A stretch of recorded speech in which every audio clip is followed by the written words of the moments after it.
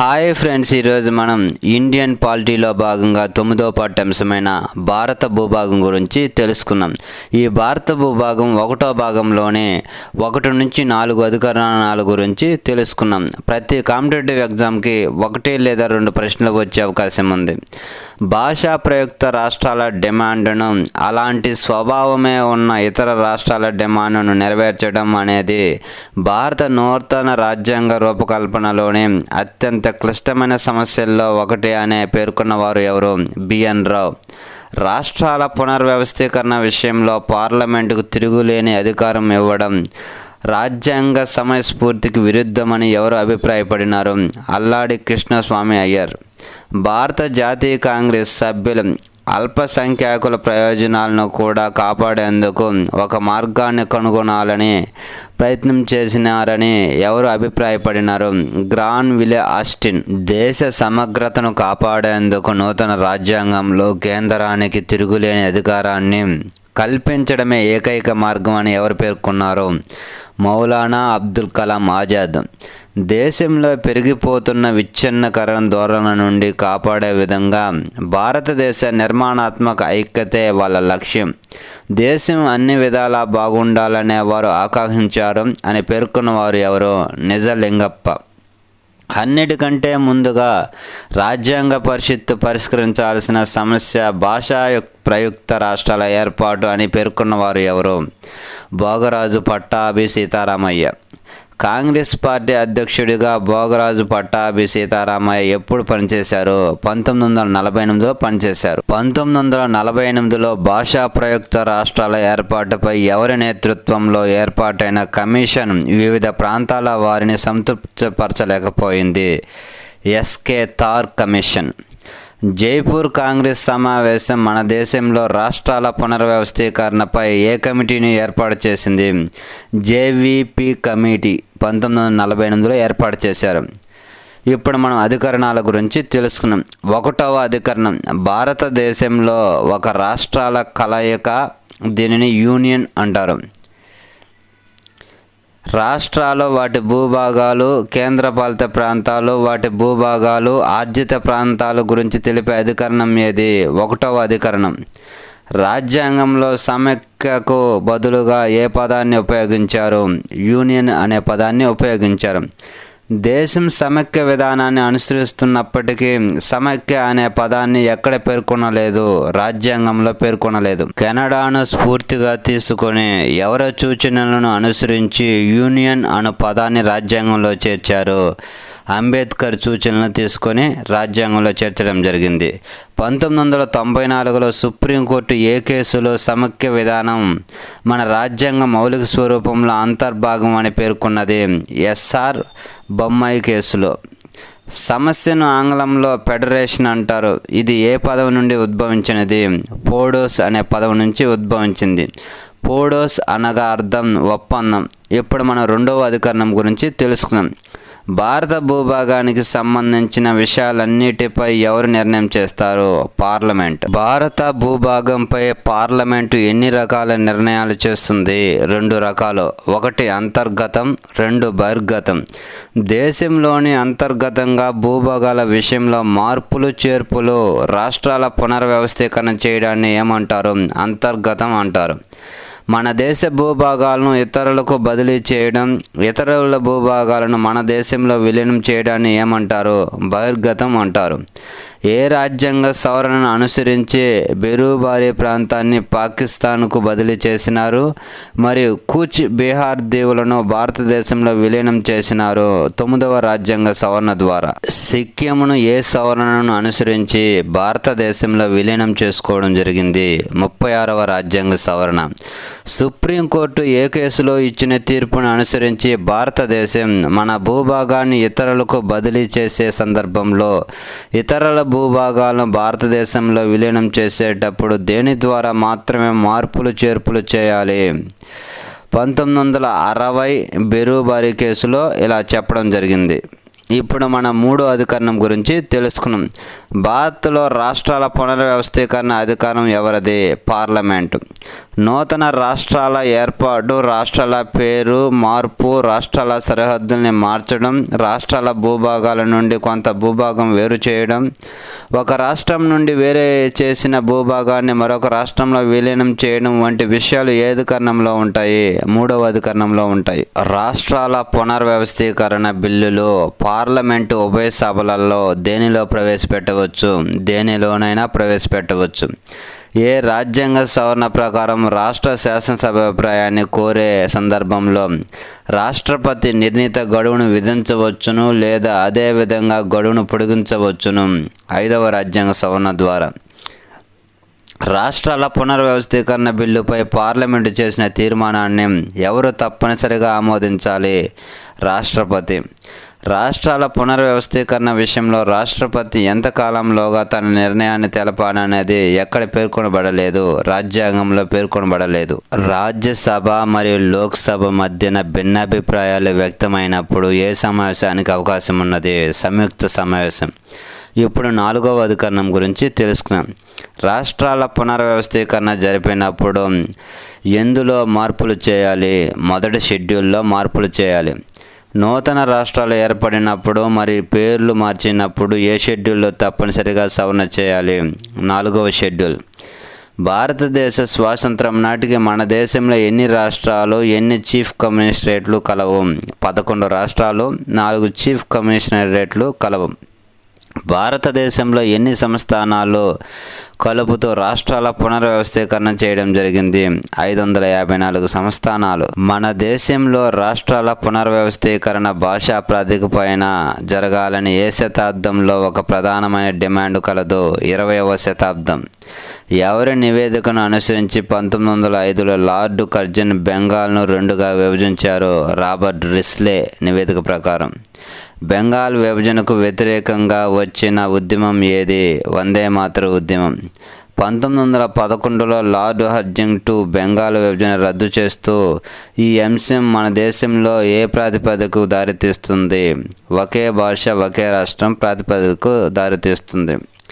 1913లో ఎక్కడ జరిగిన ఆంధ్ర మహాసభ సమావేశం ప్రత్యేక ఆంధ్ర రాష్ట్ర ఏర్పాటుకు తీర్మానం చేసింది?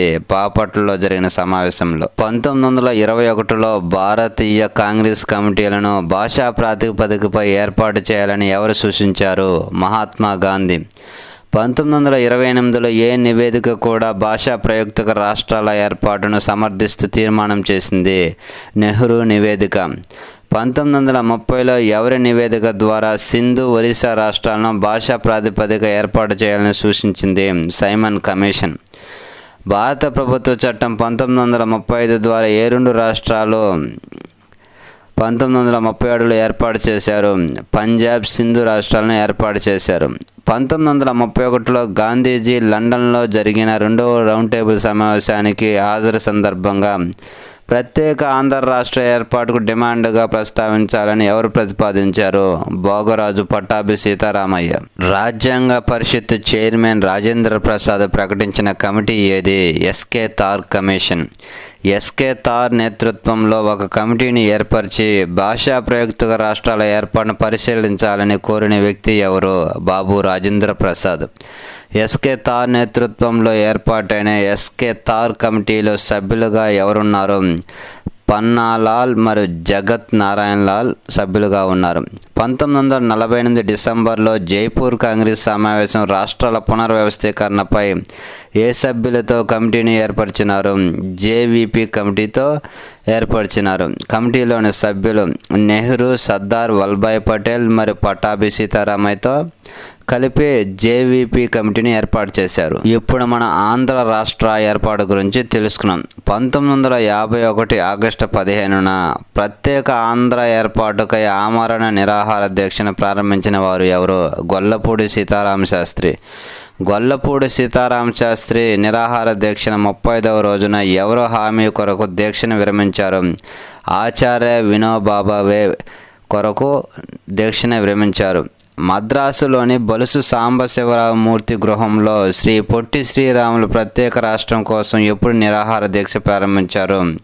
1952 అక్టోబర్ 19.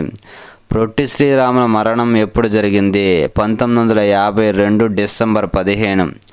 ఎవరి నేతృత్వంలో ఏర్పడిన కమిటీ ప్రత్యేక ఆంధ్ర రాష్ట్ర ఏర్పాటు విధి విధానాలను సూచించింది? కైలాస్నాథ్ వాంచు కమిటీ విధి విధానాలు సూచించింది. ఎవరి సూచనలను అనుసరించి బళ్ళారిని మైసూరులో విలీనం చేశారు? ఎస్ఎన్ మిశ్రా కమిటీ సూచనల మేరకు. 11 జిల్లాలతో కూడిన ప్రత్యేక ఆంధ్ర ఏర్పాటును ఎప్పుడు అమల్లోకి తీసుకురావడం జరిగింది? 1953 అక్టోబర్ 1. స్వతంత్ర అనంతరం భాషా ప్రాతిపదికపై ఏర్పాటు మొదటి రాష్ట్రం ఏది? ఆంధ్ర రాష్ట్రం. 1937లో జరిగిన ఏ ఒప్పందం కుదుర్చుకున్న విషయాలను అనుసరించి రాష్ట్రం ఏర్పాటు చేశారు? శ్రీబాగ్ ఒప్పందం. ఎవరి సూచనల ప్రకారం కర్నూలులో రాజధానిని, గుంటూరులో హైకోర్టులో ఏర్పాటు జరిగింది? టంగుటూరి ప్రకాశం సూచనల మేరకు. ఆంధ్ర రాష్ట్ర మొదటి గవర్నర్ ఎవరు? సీఎం త్రివేది. ఆంధ్ర రాష్ట్ర మొదటి ముఖ్యమంత్రి ఎవరు? టంగుటూరి ప్రకాశం పంతులు. ఆంధ్ర రాష్ట్ర మొదటి ఉప ముఖ్యమంత్రి ఎవరు? నీలం సంజీవ్ రెడ్డి. ఆంధ్ర రాష్ట్ర చివరి ముఖ్యమంత్రి ఎవరు? బెజవాడ గోపాలరెడ్డి. 1954లో గుంటూరులో ఏర్పాటు చేసిన హైకోర్టు యొక్క మొదటి ప్రధాన న్యాయమూర్తి ఎవరు? జస్టిస్ కోకా సుబ్బారావు. సుప్రీంకోర్టులో ప్రధాన న్యాయమూర్తిగా పనిచేసిన ఏకైక తెలుగు వ్యక్తి ఎవరు? కోకా సుబ్బారావు. నెహ్రూ ప్రభుత్వం రాష్ట్రాల పునర్వ్యవస్థీకరణ కమిషన్ ఎప్పుడు నియమించడం జరిగింది? 1953 డిసెంబర్ 22. ఫజిల్ అలీ కమిషన్కు మరొక పేరేమిటి? రాష్ట్రాల పునర్వ్యవస్థీకరణ కమిషన్. రాష్ట్రాల పునర్వ్యవస్థీకరణ కమిషన్ చైర్మన్, సభ్యులు ఎవరు? చైర్మన్ ఫజిల్ అలీ. సభ్యులు సర్దార్ కెఎం పనిక్కర్. 2 పండిట్ హృదయనాథ్ కుంజురు. ఫజిల్ అలీ కమిషన్ ఏ నినాదాన్ని ఈ కమిటీకి వ్యతిరేకించింది? ఒకే భాష ఒకే రాష్ట్రం. 1956లో రాష్ట్రాల పునర్వ్యవస్థీకరణ చట్టాన్ని పార్లమెంటు ఆమోదిస్తూ ఎన్ని రాష్ట్రాలకు ఎన్ని కేంద్రపాలిత ప్రాంతాలను ఏర్పాటు చేయడం జరిగింది? 14 రాష్ట్రాలు 6 కేంద్రపాలిత ప్రాంతాలు. 1956లో రాష్ట్రాల పునర్వ్యవస్థీకరణ సందర్భంగా ఎన్నవ రాజ్యాంగ సవరణ ద్వారా రాజ్యాంగంలో 7వ భాగాన్ని తొలగించారు? 7వ రాజ్యాంగ సవరణ ద్వారా. ఇప్పుడు మనం ఆంధ్రప్రదేశ్ ఏర్పాటు గురించి తెలుసుకున్నాం. హైదరాబాదు సంస్థానాన్ని నైజాం నవాబు అయిన ఎవరు పాకిస్తాన్లో విలీనం చేస్తామని లేదా స్వతంత్ర దేశంగా ఏర్పాటు చేస్తామని ప్రకటించారు? మీర్ ఉస్మాన్ అలీ ఖాన్. 1946 నుంచి 1951 మధ్యలో కమ్యూనిస్టుల నేతృత్వంలో ఏ పోరాటం జరిగింది? తెలంగాణ సాయుధ రైతాంగ పోరాటం జరిగింది. భారత ప్రభుత్వం ఏ పేరుతో హైదరాబాద్పై సైనిక చర్యను నిర్వహించింది? ఆపరేషన్ ఫోలో పేరుతో నిర్వహించింది. హైదరాబాదు సంస్థానాన్ని భారతదేశంలో ఎప్పుడు విలీనం చేశారు? 1948 సెప్టెంబర్ 17. హైదరాబాద్ మన దేశంలో విలీనం చెందినప్పటి నుండి ఆంధ్రప్రదేశ్ ఏర్పడే వరకు హైదరాబాద్ రాష్ట్రానికి రాజ్ ప్రముఖ్గా వ్యవహరించిన వారు ఎవరు? మీర్ ఉస్మాన్ అలీ ఖాన్. 1949 నుండి 1952లో మొదటి సాధారణ ఎన్నికలు జరిగే వరకు హైదరాబాద్ పాలకుడిగా ఎవరు వ్యవహరించారు? ఎంకే వెల్లోడి. 1952లో మొదటి సాధారణ ఎన్నికల అనంతరం హైదరాబాద్ రాష్ట్రానికి ముఖ్యమంత్రి పదవిని చేపట్టిన వారు ఎవరు? బూర్గుల రామకృష్ణారావు. తెలుగు భాష మాట్లాడే వారందరినీ కలిపి ఒకే రాష్ట్రంగా ఏర్పాటు చేయాలన్న ఉద్దేశంతో 1949లో ఎవరి నేతృత్వంలో విశాలాంధ్ర సంస్థను స్థాపించారు? అయ్యదేవర కాళేశ్వరరావు. ఉమ్మడి రాష్ట్ర ఏర్పాటుపై 1956లో ఢిల్లీలో ఏ ఒప్పందం కుదిరింది? పెద్ద మనుషుల ఒప్పందం. ఢిల్లీలో తెలంగాణ మరియు ఆంధ్ర ప్రాంతాలకు చెందిన 8 మంది నాయకులు పెద్ద మనుషుల ఒప్పందంలో ఎప్పుడు సంతకాలు చేశారు? 1956 ఫిబ్రవరి 20. పెద్ద మనుషుల ఒప్పందం అనుసరించి ఎప్పుడు ఆంధ్రప్రదేశ్ అవతరించింది? 1956 నవంబర్ 1. ఆంధ్రప్రదేశ్ మొదటి ముఖ్యమంత్రి ఎవరు? నీలం సంజీవ్ రెడ్డి. ఆంధ్రప్రదేశ్ యొక్క మొదటి గవర్నర్ ఎవరు? సీఎం త్రివేది. ఆంధ్రప్రదేశ్ మొదటి ప్రధాన న్యాయమూర్తి ఎవరు? జస్టిస్ కోకా సుబ్బారావు. ఆంధ్రప్రదేశ్ మొదటి స్పీకర్ ఎవరు? అయ్యదేవర కాళేశ్వరరావు. కేంద్ర హోంశాఖ ఎవరి అధ్యక్షతన 4 సభ్యులతో 2010 ఫిబ్రవరి 3న ఏ కమిటీని ఏర్పాటు చేసింది? శ్రీకృష్ణ కమిటీ. శ్రీకృష్ణ కమిటీ తన 461 పేజీలతో కూడిన నివేదికను ఎప్పుడు కేంద్ర మంత్రికి సమర్పించింది? 2010 డిసెంబర్ 30. శ్రీకృష్ణ కమిటీ తన నివేదికలో ఎన్ని సిఫార్సులు చేసింది? 6 సిఫార్సులు. ప్రస్తుతం మన దేశంలో ఎన్ని రాష్ట్రాలు ఉన్నాయి? 28 రాష్ట్రాలు. ప్రస్తుతం మన దేశంలో గల కేంద్రపాలిత ప్రాంతాల సంఖ్య ఎంత? 8 కేంద్రపాలిత ప్రాంతాలు ఉన్నాయి. 2019 డిసెంబర్లో భారత పార్లమెంటు చట్టం చేసి ఏ రెండింటినీ కలిపి ఒకే కేంద్రపాలిత ప్రాంతంగా ఏర్పాటు చేసినది.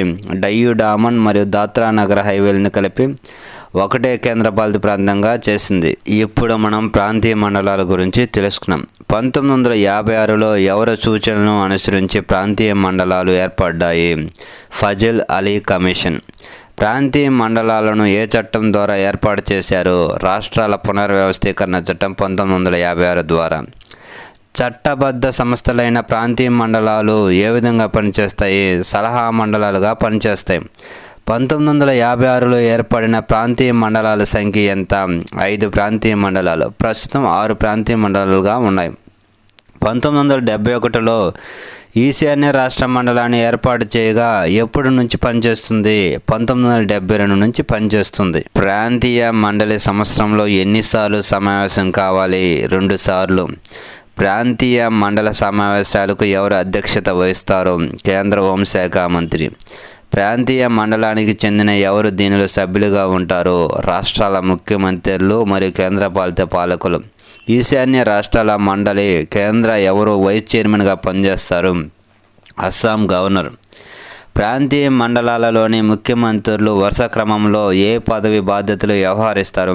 ఉపాధ్యక్ష పదవిని చేపడతారు. 2022 నుండి షిల్లాంగ్లో సర్క్యూట్ కేంద్రాన్ని ఏర్పాటు చేశారు. అందువలన షిల్లాంగ్ ఏ విధంగా భావిస్తారు? కేంద్రంగా భావిస్తారు. 2001లో ఏర్పాటైన దీని ఆధారంగా ప్రాంతీయ అభివృద్ధిపై కేంద్ర ప్రభుత్వం ప్రత్యేక దృష్టిని సారించింది. Development of north eastern region. 2004లో కేంద్ర మంత్రిమండలిలో దేనికోసం ప్రత్యేక మంత్రిత్వ శాఖను ఏర్పాటు చేసినారు? డెవలప్మెంట్ ఆఫ్ నార్త్ ఈస్టర్న్ రీజియన్కు ఏర్పాటు చేసినారు. ఈశాన్య రాష్ట్రాల మండలి శాఖ ఎవరి ఆధీనంలో పనిచేస్తుంది? Development of north eastern region ఆధ్వర్యంలో పనిచేస్తుంది. ఈ బిట్స్ మీకు కాంపిటేటివ్ ఎగ్జామ్లో ఉపయోగపడతాయని ఆశిస్తూ మా వీడియోస్ మీకు నచ్చినట్లయితే లైక్ చేయండి, షేర్ చేయండి, ప్లీజ్ సబ్స్క్రైబ్ చేయండి. మరొక పాఠ్యాంశంతో మరొక వీడియోలో కలుసుకుందాం.